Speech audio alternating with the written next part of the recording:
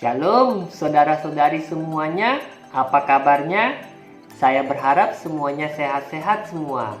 Kembali dengan saya Dr. Septianus Hermanto. Hari ini kita bersama-sama akan merenungkan tema Filosofi Biji Sesawi dan Ragi. Bacaan dari Injil Matius bab 13 ayat 31 sampai 33 tentang perumpamaan biji sesawi dan ragi. Kristus memberikan dua perumpamaan tentang kerajaan surga untuk kita resapi hari ini. Perumpamaan tentang biji sesawi dan ragi. Biji sesawi dan ragi adalah dua benda kecil yang kelihatan sepele, tetapi mempunyai makna filosofi yang dalam. Yang pertama dikatakan, kerajaan surga seperti biji sesawi yang ditaburkan di ladang. Sekalipun biji ini sangat kecil, diameternya hanya 1 mili dan merupakan biji tanaman terkecil di Palestina, tetapi kalau sudah bertumbuh akan menjadi sebuah pohon yang besar yang tingginya bisa sekitar 2-3 meter di atas permukaan tanah dan berdaun rindang, sehingga dapat menjadi tempat bagi burung-burung untuk bersarang dan bagi orang-orang yang sedang memerlukan tempat untuk berteduh. Yesus menggambarkan perubahan biji sesawi secara kontras untuk menekankan filosofi sesawi itu sendiri. Sesawi adalah simbol dari ketekunan dan komitmen. Pertumbuhan sesawi menunjukkan bahwa potensi sekecil apapun bisa menjadi besar apabila ditekuni dengan penuh komitmen. Kita perlu tekun mengembangkan potensi-potensi yang ada dalam diri kita. Kita perlu mengasahnya terus-menerus sampai mencapai suatu titik maksimal. Ketekunan juga berarti bertahan dalam tantangan dan tekanan. Orang tekun selalu berusaha mengatasi masalahnya. Orang bisa tekun kalau ia berkomitmen, artinya sikap memegang teguh janji, prinsip, atau kesepakatan. Ia tidak terbuai apapun, menyerah saat menghadapi tantangan. Cobalah perhatikan para peneliti dan penemu seperti Marie Curie, Thomas Alva Edison, Wright bersaudara, dan Alexander Graham Bell yang tidak pernah menyerah ketika menghadapi tantangan, kegagalan, tapi terus maju sampai tujuannya tercapai. Saudara-saudari terkasih, ketekunan dan komitmen mungkin adalah kualitas alamiah seseorang. Namun, setiap orang dimungkinkan untuk memilikinya kalau mau sungguh mengolah batin. Ketekunan dan komitmen juga adalah buah dari olah batin. Kalau kita melakukannya, niscaya kita akan berkembang dengan pesat. Contoh dalam kehidupan rohani kita sehari-hari. Suatu perubahan yang menjadi kebiasaan kecil seperti menyediakan waktu untuk berdoa, merenungkan firman di pagi hari, 5-10 menit saja kalau dengan serius dilakukan akan dapat dengan sangat berguna bagi kita untuk menghadapi banyak peristiwa kehidupan. Melalui sakramen baptis, Allah melayakkan kita menjadi anak-anak yang dikasihinya. Tetapi, apakah firman Allah sungguh kita dengarkan dan kehendaknya kita lakukan? Firman Tuhan jangan hanya disimpan sebagai sesuatu yang telah kuno dan dianggap tidak ada yang menarik lagi, sehingga iman kita semakin menjadi lapuk, tidak berdaya saat menghadapi gelombang kehidupan. Selagi Tuhan masih memberi kita waktu, marilah kita terus memupuk iman kita. Allah memberi kita 24 jam sehari atau 1440 menit untuk dapat kita gunakan. Apakah terlalu berat dan mahal bagi kita untuk menyisihkan 5-10 menit untuk merenungkan firman-Nya?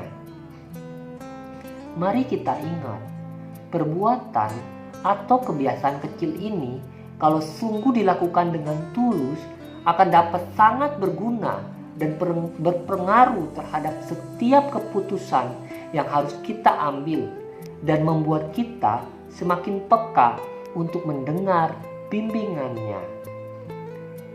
Iman kepercayaan kepada Kristus dapat membuat kita tetap tenang saat menghadapi peristiwa-peristiwa yang tidak menyenangkan, atau sebaliknya tidak menjadi sombong saat memperoleh keberhasilan. Iman yang terus dipupuk dengan menyediakan waktu sebentar sebelum memulai segala aktivitas dapat menyemangati kita untuk tetap bersikap penuh kasih terhadap semua orang, termasuk mereka yang bersikap tidak ramah terhadap kita.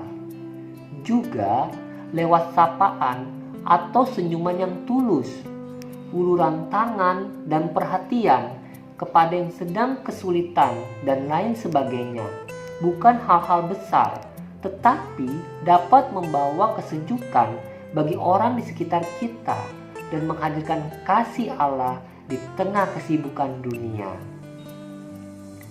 Kristus memberi perumpamaan lain tentang kerajaan Allah, yaitu seperti ragi. Sekalipun jumlahnya sedikit, tetapi ragi akan sangat mempengaruhi keseluruhan adonan. Ragi berfungsi mengembangkan adonan serta membentuk aroma dan rasa, sehingga roti yang dihasilkan empuk dan menggugah selera. Ragi hanya berfungsi kalau dicampurkan ke dalam adonan, sebab akan mengubah adonan itu dari dalam. Yesus menggunakan ragi untuk menunjukkan bahwa kematangan selalu berawal dari perubahan batinia. Itulah filosofi ragi. Kalau ingin mengembangkan potensi, baiklah kita mengawalinya dengan mengubah batin. Caranya, kita harus mengubah cara pandang, memurnikan motivasi, menata perasaan-perasaan, serta memperkuat kehendak. Hal ini memang tidak mudah. Lawan terbesar kita bukanlah orang lain, melainkan diri kita sendiri. Namun, tidak ada jalan lain selain mengalahkan diri sendiri. Kalau kita bisa mengubah batin, hal-hal lahiriah seperti tutur kata, ekspresi, dan tata laku kita pun akan turut berubah. Jadi, lewat perumpamaan biji sesawi dan ragi ini dapat kita pelajari bahwa pertama, ketekunan, kejujuran, semangat, dan kegembiraan kita di dalam melaksanakan tugas sehari-hari bukanlah hal-hal yang besar, tetapi akan dapat sangat mempengaruhi situasi lingkungan di mana kita beraktivitas. Yang kedua, untuk dapat bertumbuh menjadi pohon yang besar, biji sesawi harus ditanam di dalam tanah sehingga tidak terlihat lagi. Untuk bisa mempengaruhi keseluruhan adonan, ragi juga harus dilarutkan sehingga bentuknya tidak tampak lagi.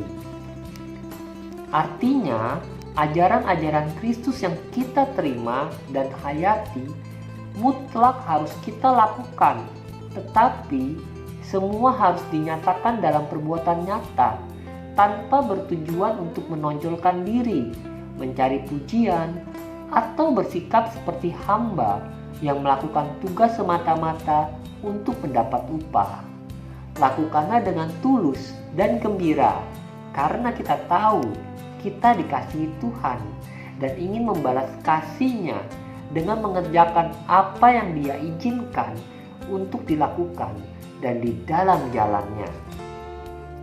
Mari saudara-saudari, kita bersama-sama belajar menerapkan filosofi biji sesawi dan ragi yang kita renungkan lewat perumpamaan tentang biji sesawi dan ragi dalam kehidupan kita sehari-hari. Sampai jumpa, Tuhan Yesus memberkati.